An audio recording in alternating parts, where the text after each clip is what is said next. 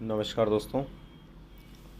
देखो, रीट 2022 की परीक्षा में मनोविज्ञान के जो टोटल प्रश्न थे चारों शिफ्ट में, उनमें कुछ प्रश्न ऐसे थे जो विवादित थे, जिनमें एक से अधिक उत्तर सही थे।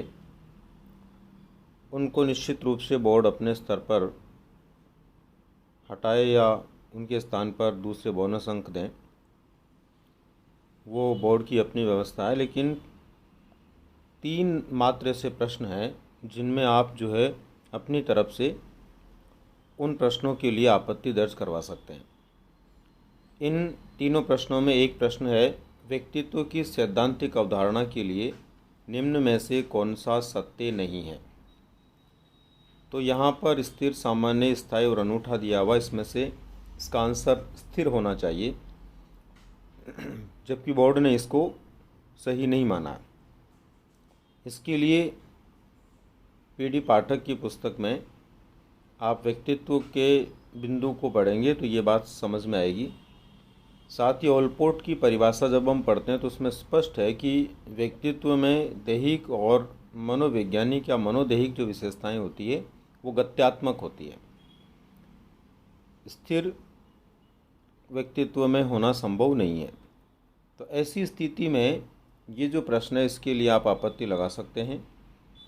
इसी तरह से एक प्रश्न है ये वाला, जिसमें भी आप आपत्ति दर्ज करवा सकते हैं।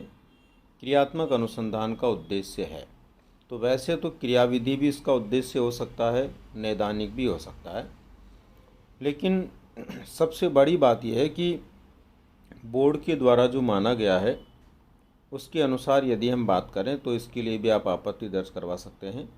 और विशेष रूप से इसके लिए भी पीडी पाठक की पुस्तक आप देखेंगे तो निश्चित रूप से उसमें आपको नैदानिक सबसे प्रमुख रूप से, यानी तात्कालिक समस्याओं का समाधान करना सबसे प्रमुख रूप से हाईलाइट किया हुआ है। इसी तरह से दोस्तों एक और प्रश्न है,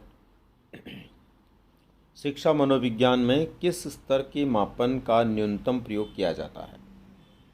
तो इसमें नामिक मापनी जो है उसका निम्न स्तर पर या सबसे कम उपयोग किया जाता है। ये भी आपको जो है निश्चित रूप से कई पुस्तकों में मिल जाएगा, और इसके लिए भी आप क्या कर सकते हैं, अपनी आपत्ति दर्ज करवा सकते हैं।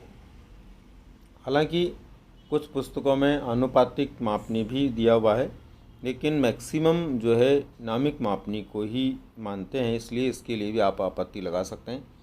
अब दोस्तों बात आती है कि इन प्रश्नों के लिए आपत्ति लगाने के लिए आपके पास में जो प्रूफ चाहिए वो कहाँ मिलेंगे।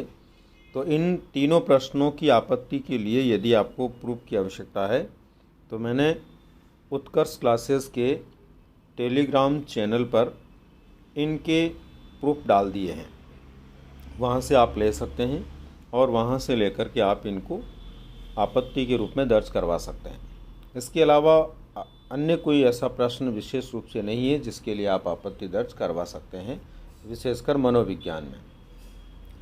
इसके बाद में दोस्तों ये भी पूरी संभावनाएं हैं कि लेवल फर्स्ट के अलावा तीनों लेवल के विद्यार्थियों के लिए बोर्ड निश्चित रूप से बोनस अंक भी दे और विशेष रूप से उस प्रक्रिया से भी गुजरे कि किसी विद्यार्थी को लॉस नहीं हो और सभी को निश्चित रूप से सफल होने का अवसर मिले।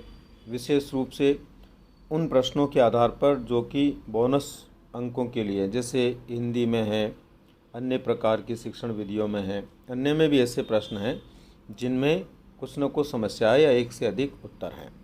तो दोस्तों ये थी 3 प्रश्नों को लेकर के आपत्ति दर्ज करवाने से संबंधित प्रूफ की जानकारी, और अभी तक 24 और 25 तारीख उसके लिए है। आप आसानी से अपनी आपत्ति दर्ज करवा सकते हैं। धन्यवाद।